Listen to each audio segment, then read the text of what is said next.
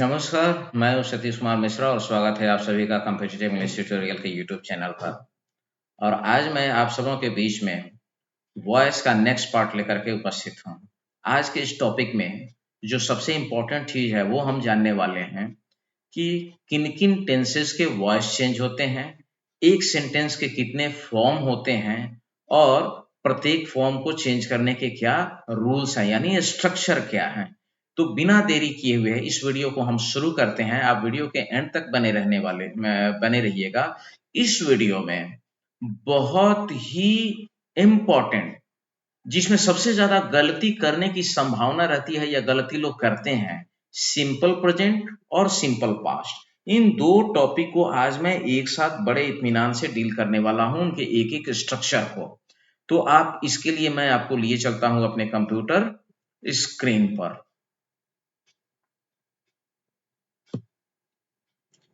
जैसा कि आप देख पा रहे हैं आपके स्क्रीन पर, आज वॉइस के नेक्स्ट एपिसोड में जो हम जानेंगे वो उसमें सबसे इम्पोर्टेंट चीज होगा कि पहले हम 3 टेंसेस के माध्यम से देखेंगे कि किन-किन टेंसेस के पैसिव वॉइस बनते हैं।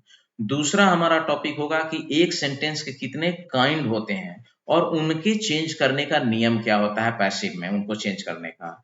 और इसके बाद हम प्रेजेंट टेंस, पास्ट टेंस और फ्यूचर टेंस के जो भी काइंड होते हैं, उनमें किनका-किनका चेंज करने वाले हैं, उसको भी हम जानेंगे। तो सबसे पहले हम जरा-सा एक नज़र डालते हैं अभी 3 टेंसेस पर। आपकी स्क्रीन पर दिख रहा होगा, मैं थोड़ा-सा इसको बड़ा कर देता हूँ, कि पहले हम चलें बात करते हैं 3 टेंसेस की।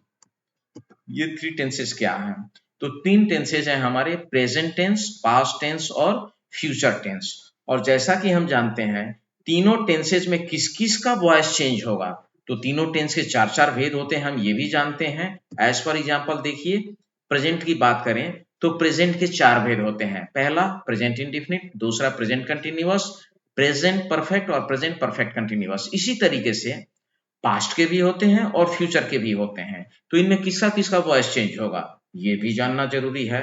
तो ये जो आप देख रहे हैं ग्रीन टिक लगा हुआ और पैसिव वॉइस लिखा हुआ है, इसका मतलब उसका पैसिव वॉइस बनेगा। और जिसके सामने ये रेड का साइन लगा हुआ है, इसका मतलब इसका पैसिव वॉइस नहीं होता है। तो बिल्कुल क्लियर है कि सिंपल प्रेजेंट में, सॉरी, प्रेजेंट टेंस की अगर हम बात करें तो प्रेजेंट इंडेफिनिट, प्रेजेंट कंटीन्यूअस और प्रेजेंट परफेक्ट, यानी इस 3 का वॉइस चेंज होता है। इस तीनों के सामने ये ग्रीन टिक लगा हुआ है, लेकिन प्रेजेंट परफेक्ट कंटीन्यूअस का वॉइस चेंज नहीं होता। In the same way past tense के भी 4 भेद होते हैं। पास्ट में भी अगर हम बात करें तो पास्ट इंडेफिनिट के सामने ग्रीन टिक लगा हुआ है। आप देखिए, पास्ट कंटीन्यूअस के सामने भी ग्रीन टिक लगा हुआ है और पैसिव वॉइस लिखा हुआ है, और पास्ट परफेक्ट के सामने भी।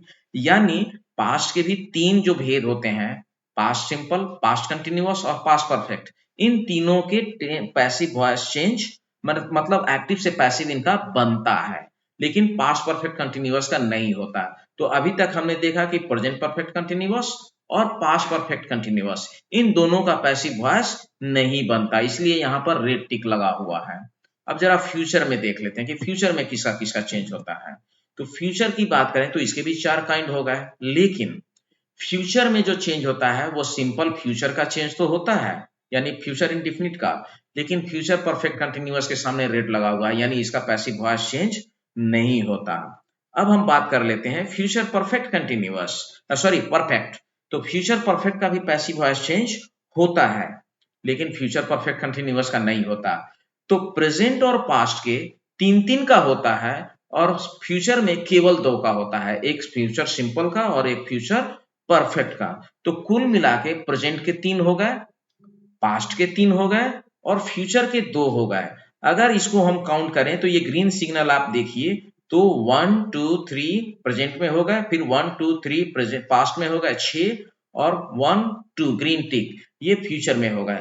यानी कुल 8 वर्ब हैं जिनके पैसिव बनते हैं, और फ्यूचर के 2, फ्यूचर कंटीन्यूअस और फ्यूचर परफेक्ट कंटीन्यूअस, पास्ट का एक पास्ट परफेक्ट कंटीन्यूअस और प्रेजेंट का एक प्रेजेंट परफेक्ट कंटीन्यूअस, यानी 4 ऐसे हैं जिनका पैसिव वॉइस नहीं होता। तो हम पैसिव वॉइस को अगर चेंज करने की बात हम अगर करें तो पैसिव वॉइस में हम सिर्फ ये देखेंगे कि केवल 8 वर्ब का टेंस ही पैसिव चेंज हो सकता है। हमें अभी सिर्फ इतना जानना है। तीनों टेंस की अगर हम बात कर लें तो तीनों टेंस को मिला दें तो केवल 8 ही ऐसे वर्ब हैं जिनके पैसिव हम चेंज कर सकते हैं, एक्टिव से पैसिव हम चेंज कर सकते हैं या उसको एक्टिव से पैसिव हम बना सकते हैं। अब बात करते हैं सेंटेंस के कितने काइंड होते हैं। तो ये भी एक बड़ा महत्वपूर्ण सवाल है जानना। तो सेंटेंस के 4 काइंड होते हैं मुख्य रूप से, असर्टिव, इंटेरोगेटिव, इंपरेटिव और एक्सक्लामेटरी। इसमें एक्सक्लामेटरी का पैसिव वॉइस हमको नहीं पढ़ना है, चेंज भी नहीं होता है। असर्टिव, इंटेरोगेटिव और इंपरेटिव, इन तीनों का पैसिव वॉइस बनता है, यानी एक्टिव से पैसिव इनका बनता है। अब इसमें हम थोड़ा सा और डिटेल कर लें तो असर्टिव के 2 फॉर्म होते हैं, एक अफर्मेटिव और दूसरा नेगेटिव, दोनों ही का पैसिव बनेगा। इंटेरोगेटिव की अगर बात करें तो इसके भी 2 फॉर्म होते हैं, एक येस नो क्वेश्चन होते हैं और एक डब्ल्यूएच क्वेश्चन होते हैं, और दोनों के 2-2 रूप होते हैं, एक इंटेरोगेटिव नेगेटिव और डब्ल्यूएच का भी बनेगा इंटेरोगेटिव और इंटेरोगेटिव नेगेटिव, जिसको हम आगे विस्तार से जानने वाले हैं। उनका भी पैसिव वॉइस चेंज होता है। तीसरा होता है इंपरेटिव, इसकी चर्चा हम लोग सबसे लास्ट में करेंगे। इसका भी पैसिव वॉइस चेंज होता है, पॉसिबल है, और हम लोग इस चीज को करेंगे और करके देखेंगे। अभी फिलहाल हम बढ़ते हैं ऊपर की तरफ और चलते हैं अब जल्दी से हम टेंस की तरफ। तो प्रेजेंट में और पास्ट में आज हम 2 चीज का विशेष रूप से जानेंगे, एक सिंपल प्रेजेंट और एक सिंपल पास्ट। दोनों की सबसे महत्वपूर्ण बात यह है कि दोनों को एक साथ ही समझना जरूरी है, क्योंकि जो नियम प्रेजेंट सिंपल के लिए है वही नियम पास्ट सिंपल में भी है। दोनों के अफर्मेटिव सेंटेंस में सामान्य अवस्था में हेल्पिंग वर्ब नहीं होते हैं और इसीलिए ये थोड़ा सा फंसाने वाला भी होता है। बाकी फ्यूचर सिंपल में हेल्पिंग वर्ब होता है, लेकिन पास्ट सिंपल और प्रेजेंट सिंपल में हेल्पिंग वर्ब नहीं होता है। तो इसके पैसिव बनाने में खासतौर से नेगेटिव और इंटेरोगेटिव वाले में स्टूडेंट अक्सर गलतियां करते हैं, तो मैं उसको थोड़ा विशेष रूप से आज समझाने वाला हूं। तो आज मैं 2 टेंस का पैसिव वॉइस एक साथ समझाने वाला हूं। पहला प्रेजेंट सिंपल और दूसरा पास्ट सिंपल, इस दोनों को एक साथ समझना ही ज्यादा बेहतर है। तो हम सबसे पहले चलते हैं प्रेजेंट में। तो हमने पहले ही बताया था कि 3 का वॉइस चेंज होगा, सिंपल प्रेजेंट, प्रेजेंट कंटिन्यूअस और प्रेजेंट परफेक्ट कंटिन्यूअस। इसमें हम सिंपल प्रेजेंट कंटिन्यूअस और प्रेजेंट परफेक्ट, इसकी चर्चा बाद में करेंगे। सबसे पहले हम आज जानते हैं सिंपल प्रेजेंट के बारे में। तो चलिए इनका पैसिव कैसे बनता है। तो पहले सिंपल प्रेजेंट में हम जानेंगे एक वाक्य के 6 रूप होते हैं, पहले हम उसको समझते हैं। Affirmative, negative, interrogative helping verb वाला, इंटेरोगेटिव नेगेटिव हेल्पिंग वर्ब वाला, इंटेरोगेटिव डब्ल्यूएच क्वेश्चन वाला और इंटेरोगेटिव नेगेटिव डब्ल्यूएच क्वेश्चन वाला। तो ये एक्स्ट्रा अगर हम इंटेरोगेटिव नेगेटिव डब्ल्यूएच वाला अगर जोड़ दें उसमें, तो इस तरीके से कुल मिला के एक वाक्य के 6 रूप बन जाते हैं। इन 6 का स्ट्रक्चर हम एक साथ समझ लेंगे और वो बहुत काम का चीज होता है। एक साथ ही सारा प्रारूप आपका क्लियर हो जाएगा वॉइस में, फिर एग्जामिनेशन में कभी कोई कंफ्यूजन नहीं रहेगा। तो सबसे पहला जो चीज होता है वो हम जरा स्ट्रक्चर देखें कि एक्टिव का स्ट्रक्चर क्या होता है। अभी सिंपल प्रेजेंट, इसके सारे रूप हमने दिखाए, अब आगे हम जानने वाले हैं इसके स्ट्रक्चर के बारे में। तो एक्टिव वॉइस का स्ट्रक्चर होता है सब्जेक्ट प्लस V1 या V5 प्लस ऑब्जेक्ट। यहाँ V1 वर्ब का बेस फॉर्म होता है जिसका प्रयोग हम लोग सिंपल प्रेजेंट में करते हैं, यानी प्रेजेंट इंडेफिनिट में, और V5 इसका भी प्रयोग प्रेजेंट इंडेफिनिट में ही होता है। लेकिन मेन बात इसमें सबसे ज्यादा जरूरी ये है कि जब सब्जेक्ट सिंगुलर हो तो V5 और सब्जेक्ट प्लूरल हो तो V1 और उसके बाद ऑब्जेक्ट। ये इसका एक्टिव वॉइस का स्ट्रक्चर होता है। इसका पैसिव वॉइस का स्ट्रक्चर क्या होता है। तो पैसिव वॉइस का स्ट्रक्चर होता है subject plus is, am, are plus verb 3 यानी पास्ट पार्टिसिपल प्लस बाई। और जब हम एक्टिव वॉइस के सब्जेक्ट को पैसिव वॉइस का ऑब्जेक्ट बनाते हैं उसमें उसको बाई के बाद रखते हैं और उसको हम या तो एजेंट कह सकते हैं या ऑब्जेक्ट भी कह सकते हैं, दोनों हम कह सकते हैं। तो सबसे पहले हम चलते हैं अफर्मेटिव सेंटेंस का एक एग्जांपल लेते हैं। अफर्मेटिव में देखिए हमने 2 सेंटेंस लिया जानबूझ करके। पहला है गर्ल्स लाइक डॉल्स, सब्जेक्ट और इसके साथ V1 लगा यहां अगर स्ट्रक्चर पर आप ध्यान देंगे तो, और उसके बाद ऑब्जेक्ट है, तो ये स्ट्रक्चर बिल्कुल क्लियर है। अब दूसरा है इसमें a teacher teaches us, a teacher teaches us में ए टीचर सिंगुलर सब्जेक्ट है और इसलिए इसके साथ V5 लगा, तो मैंने V1 और V5 दोनों एग्जाम्पल वाला सेंटेंस लिया और ये सारे में मैं दिखाऊंगा ताकि किसी तरीके का सिंगुलर प्लुरल से रिलेटेड कंफ्यूजन ना हो, डू डज लगाने में कोई कंफ्यूजन ना हो, इंटेरोगेटिव या इंटेरोगेटिव निगेटिव बनाने में भी किसी प्रकार का कोई कंफ्यूजन ना आए। तो यहाँ इसको अब हम समझते हैं कि इसका कैसे बनेगा। तो स्वाभाविक है गर्ल्स लाइक डॉल्स में डॉल्स ऑब्जेक्ट है, जब हम इसको सब्जेक्ट बनाएंगे तो डॉल्स सब्जेक्ट बन गया। अब डॉल्स प्लूरल है तो इज एम आर में से उसके साथ आर हेल्पिंग वर्ब आ गया, और V3 तो पता है कि पैसिव वॉइस में V3 ही होता है, दूसरा कोई वर्ब फॉर्म इस्तेमाल होता ही नहीं है। और उसके बाद बाई, और जो यहाँ सब्जेक्ट था वो एजेंट के रूप में यहाँ आ गया या ऑब्जेक्ट के, बाई के बाद नाउन प्रोनाउन जो भी आए उसको हम ऑब्जेक्ट कहते हैं, तो ये इसका बन गया। अब हम जानते हैं ए टीचर टीचेज अस, तो यहाँ एक्टिव में तो क्लियर है ए टीचर सिंगुलर है इसलिए टीचेज हुआ। देखिए जब हम पैसिव बनाते हैं तो आप कहेंगे कि सर यहाँ आर क्यों आपने लगा दिया, तो यहाँ आर वी के अकॉर्डिंग लगा है क्योंकि इसका ऑब्जेक्ट अस क्या है, फर्स्ट फॉर्म फर्स्ट पर्सन का प्लूरल नंबर है, तो ये ऑब्जेक्ट के फॉर्म में है। जब ये सब्जेक्ट बनेगा तो वी बन जाएगा और वी प्लूरल है, तो वी के साथ हम इज एम आर में से आर ही लगा सकते हैं। तो यहाँ जो इज एम आर का सिलेक्शन होता है वो जो ऑब्जेक्ट एक्टिव वॉइस का पैसिव में सब्जेक्ट बनता है वो सिंगुलर है या प्लूरल, उसके आधार पर अगर आई होगा सब्जेक्ट तो एम का सिलेक्शन होगा, सिंगुलर सब्जेक्ट होगा तो इज लगेगा, अगर प्लूरल सब्जेक्ट है तो वहां आर लगेगा। टॉट बाई अ टीचर, आप इसका एक स्क्रीनशॉट ले सकते हैं। मैं अगले स्टेप पर जाऊं इसलिए आप इसका एक स्क्रीनशॉट ले लीजिए, क्योंकि बाकी चीज अब इसी में थोड़ी बहुत जुड़ते हुए और आगे बढ़ेगी। अब हम लोग चलते हैं नेगेटिव वाले स्ट्रक्चर पर। नेगेटिव सेंटेंस में जो एक्टिव का स्ट्रक्चर बनता है तो हमेशा ध्यान रखिए, मैंने शुरू में ही बताया है कि सिंपल प्रेजेंट और सिंपल पास्ट दोनों में एफर्मेटिव सेंटेंस में हेल्पिंग वर्ब नहीं होता है, और सेंटेंस को यदि नेगेटिव बनाना हो या इंटेरोगेटिव बनाना हो तो वो बिना हेल्पिंग वर्ब के संभव नहीं है। तो सिंपल प्रेजेंट के लिए हेल्पिंग वर्ब अलग से जोड़ करके, सामान्य अवस्था में हेल्पिंग वर्ब का प्रयोग नहीं होता है एफर्मेटिव में, पर जब नेगेटिव बनाते हैं तो हेल्पिंग वर्ब हमें अपनी तरफ से उसमें जोड़ना पड़ता है, डू और डज। अगर सब्जेक्ट प्लूरल होगा तो डू जोड़ेंगे और अगर सब्जेक्ट सिंगुलर होगा तो उसके साथ डज जोड़ेंगे। पर जैसे ही सेंटेंस में डू डज की एंट्री होगी उसके बाद ये V1 और V5 का लफड़ा खत्म हो जाता है, उसके बाद सिर्फ एक ही वर्ब फॉर्म चलता है और वो है V1, और यही बात सिंपल पास्ट में भी आएगी, वहां मैं उस चीज को बताऊंगा। उसमें प्रेजेंट सिंपल में हम लोग डू डज लगाते हैं और पास्ट सिंपल में डिड का प्रयोग करते हैं, और जैसे ही डू डज डिड की एंट्री सेंटेंस में हो गई इसका मतलब आप क्लियर समझ लीजिए कि उसके बाद V1 ही लगना है, ना V2 लगेगा ना V5 लगेगा, ये दोनों हट जाएगा। तो इसके एक्टिव का स्ट्रक्चर होता है subject plus do does not plus V1 plus object. इसका पैसिव का स्ट्रक्चर देखिए, तो पैसिव का स्ट्रक्चर होता है subject plus is am are plus V3 plus यहां भी हम एक काम करते हैं कि सब्जेक्ट और हेल्पिंग वर्ब और जो प्रिंसिपल वर्ब होता है उसके बीच में हम नॉट का इस्तेमाल करते हैं, और तब जाकर के ये इसका प्रिंसिपल वर्ब, हेल्पिंग वर्ब और प्रिंसिपल वर्ब के बीच में नॉट जोड़ देंगे तो ये नेगेटिव बन जाएगा। जैसे girls do not like dolls, यहाँ डू नॉट का प्रयोग हुआ, गर्ल्स प्लूरल सब्जेक्ट है इसलिए डू नॉट, और a teacher does not teach अस, जैसे ही डज हो गया तो टीचर सिंगुलर है इसलिए डज आ गया, और जब डज आ गया तो इसके साथ भी V1 टीच का इस्तेमाल करेंगे, टीचेज अब नहीं इस्तेमाल होगा।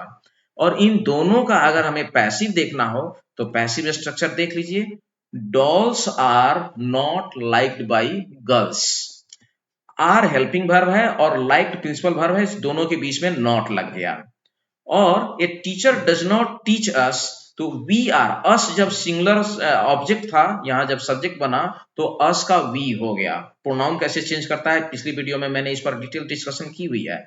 तो ये we are not taught by a teacher, जो यहां सब्जेक्ट था वो यहां ऑब्जेक्ट में चला गया।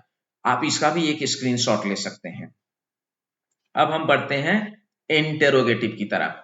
यहाँ इंटेरोगेटिव पर मैं बढ़ूं, इसके लिए एक चीज आपको ध्यान में रखना बेहद जरूरी है, और उसको समझने के लिए मैं यहाँ आपको एक चीज बता रहा हूं कि जो ये एक्टिव वॉइस का स्ट्रक्चर है, स्ट्रक्चर यही रहता है, V5 इसमें से हट जाएगा।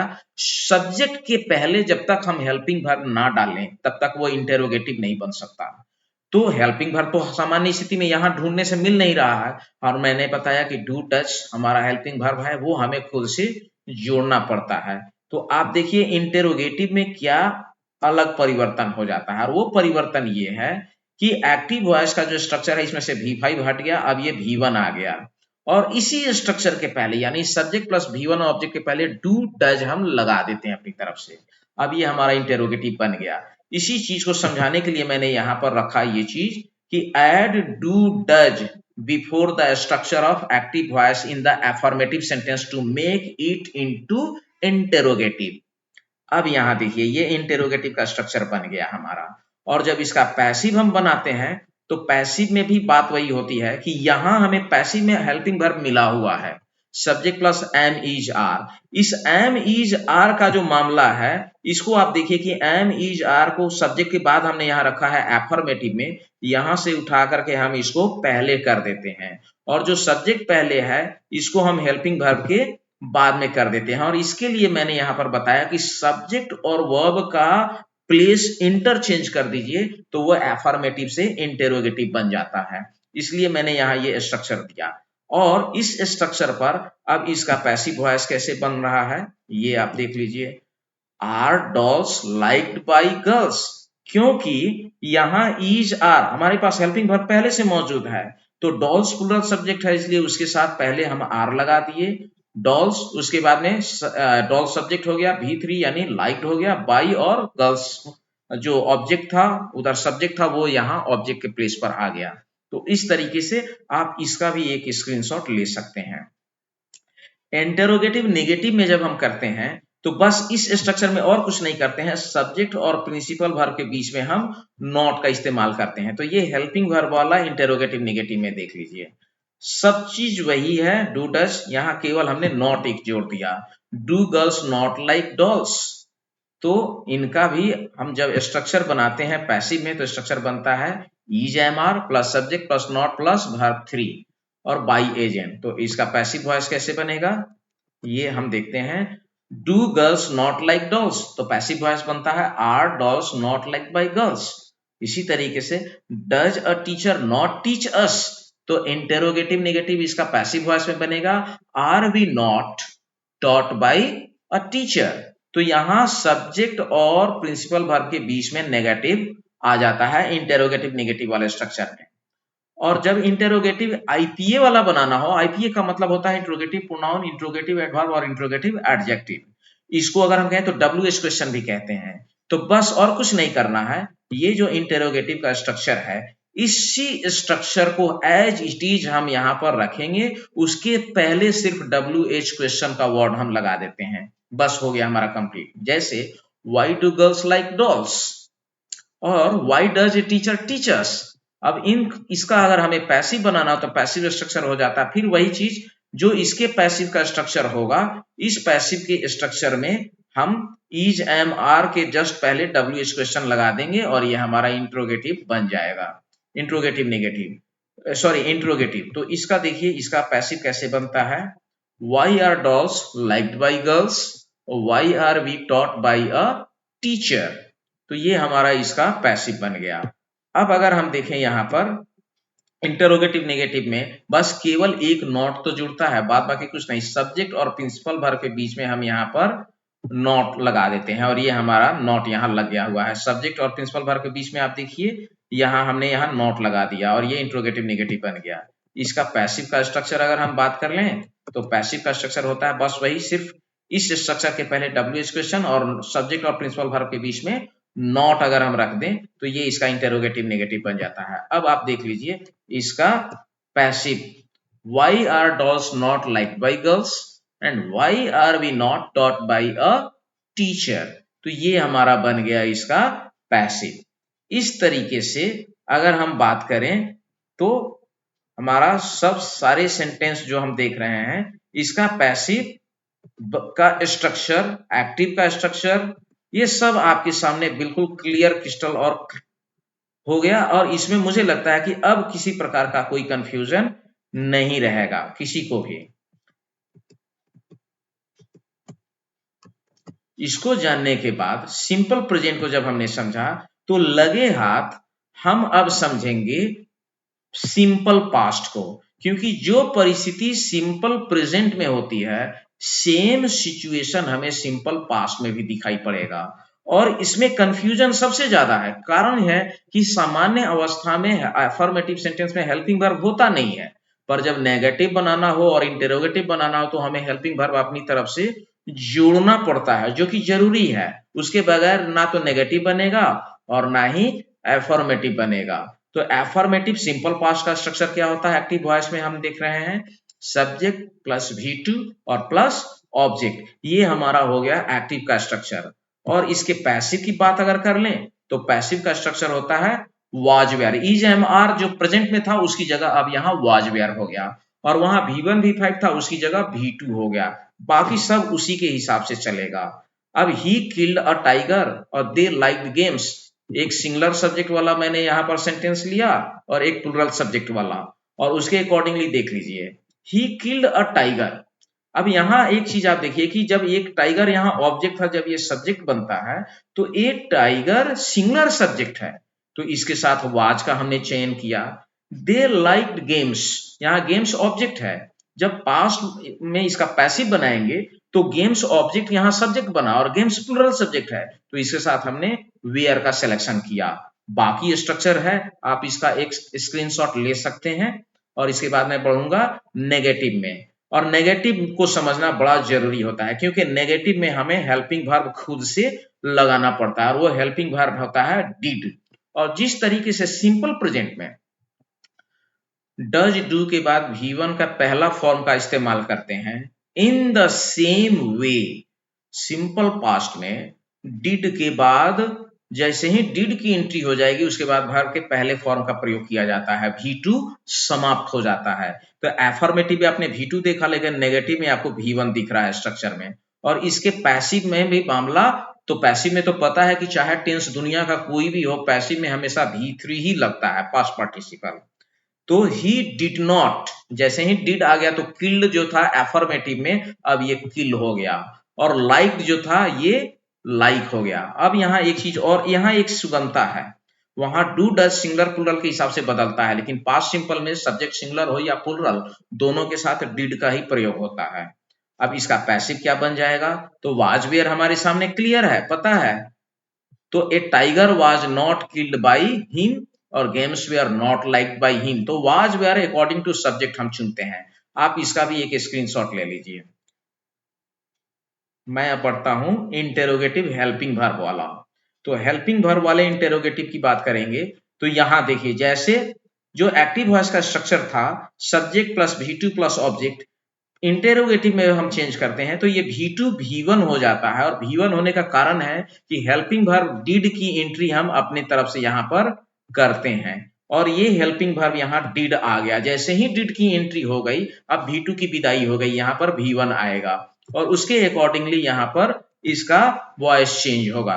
तो पैसिव वॉइस में चूंकि एफर्मेटिव का अगर हम बात कर लें तो एफर्मेटिव का a tiger was killed by him है, यहाँ इस वाज को अगर हम सब्जेक्ट के पहले कर दें और एक टाइगर को इसकी बात कर दें तो वही इसके इंटेरोगेटिव का पैसिव वॉइस बन जाएगा। यही मुझे समझाना था विशेष रूप से इसमें, जो ज्यादा जरूरी होता है। देख लीजिए, a tiger was killed by him, ये एफर्मेटिव का पैसिव है। अगर इसमें हेल्पिंग वर्ब वाज को उठा करके ए टाइगर के पहले कर दें तो वही यहाँ इंटेरोगेटिव का स्ट्रक्चर बन गया। तो अगर एफर्मेटिव के पैसिव में हम वर्ब और सब्जेक्ट का प्लेस इंटरचेंज कर दें तो उसके इंटेरोगेटिव का वो पैसिव वॉइस हमारे सामने फॉर्मूला मिल जाता है। तो आप इसका भी एक स्क्रीनशॉट ले सकते हैं।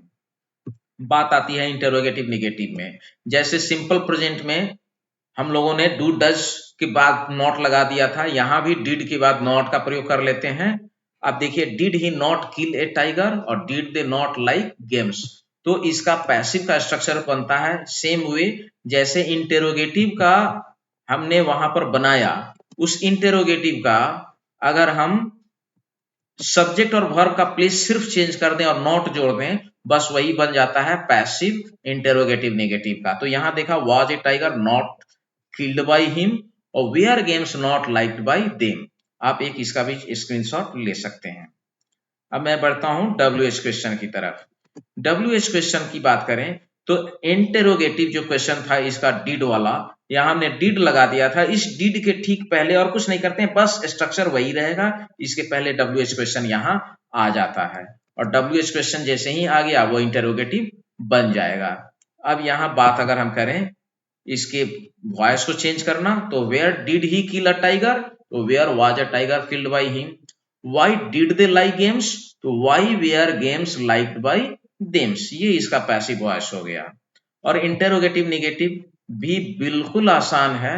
WH क्वेश्चन डिड और सब्जेक्ट के बाद नॉट, और इसका हम पैसिव का स्ट्रक्चर यहाँ पर देखते हैं कि सबसे पहले WH क्वेश्चन, फिर वाज वेयर, फिर सब्जेक्ट प्लस नॉट, फिर V3 और बाद में ऑब्जेक्ट बना।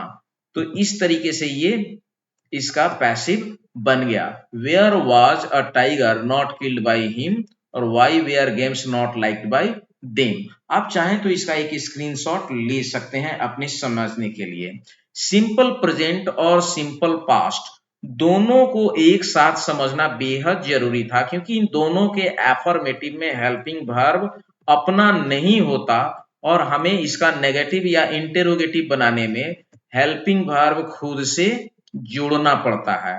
और जब हम हेल्पिंग वर्ब खुद से जोड़ते हैं तो हमें याद रखना चाहिए कि सिंपल प्रेजेंट और सिंपल पास्ट का हेल्पिंग वर्ब, सिंपल प्रेजेंट का डू डज होता है और सिंपल पास्ट का डिड होता है, और ये हमें खुद से लगाना पड़ता है। और जब हम इसको लगाते हैं उसके बाद ही हम इसका टेंस, मतलब इसको नेगेटिव में चेंज कर सकते हैं या इसको हम इंटेरोगेटिव में चेंज कर सकते हैं। इसको लगाए बगैर संभव नहीं है कर पाना, और इसको करने के लिए हम इस चीज का इस्तेमाल करते हैं। मैं समझता हूं कि इस टॉपिक के बाद आपको ये पूरा कॉन्सेप्ट बिल्कुल क्लियर हो गया होगा, और ये दो चीज मैंने एक साथ क्यों लिया इसका रीजन भी अब आप समझ गए होंगे।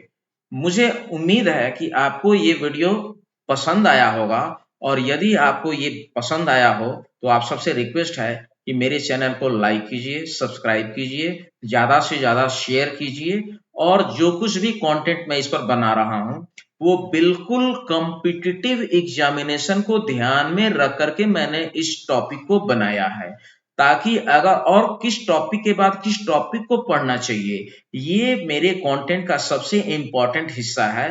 कि मैं ऐसे ही कोई टॉपिक किसी के बाद उठा के एट रैंडम कोई टॉपिक नहीं बना रहा हूं।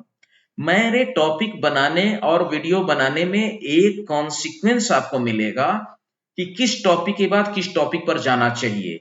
अभी वॉइस के अगले एपिसोड में मैं आपको क्लियर करने वाला हूं प्रेजेंट कंटिन्यूअस, पास्ट कंटिन्यूअस, इसके बाद प्रेजेंट परफेक्ट, पास्ट परफेक्ट, ये एक साथ होने वाला है। 4 टॉपिक मैं अगले वीडियो में एक साथ क्लियर करूंगा, एंड देन नेक्स्ट टॉपिक अलग से इंपरेटिव सेंटेंस का मैं अलग से वीडियो बनाऊंगा, और लास्ट जो होगा वो कुछ ऐसे मिसलेनियस सेंटेंसेस होते हैं जो एग्जामिनेशंस में पूछे जाते हैं, और बाई लगेगा नहीं लगेगा, किसी किसी में बाई के बाद ऑब्जेक्ट का इस्तेमाल नहीं भी होता है, अंडरस्टूड रहता है, तो उस पर मेरा बिल्कुल एक अलग से वीडियो बनेगा।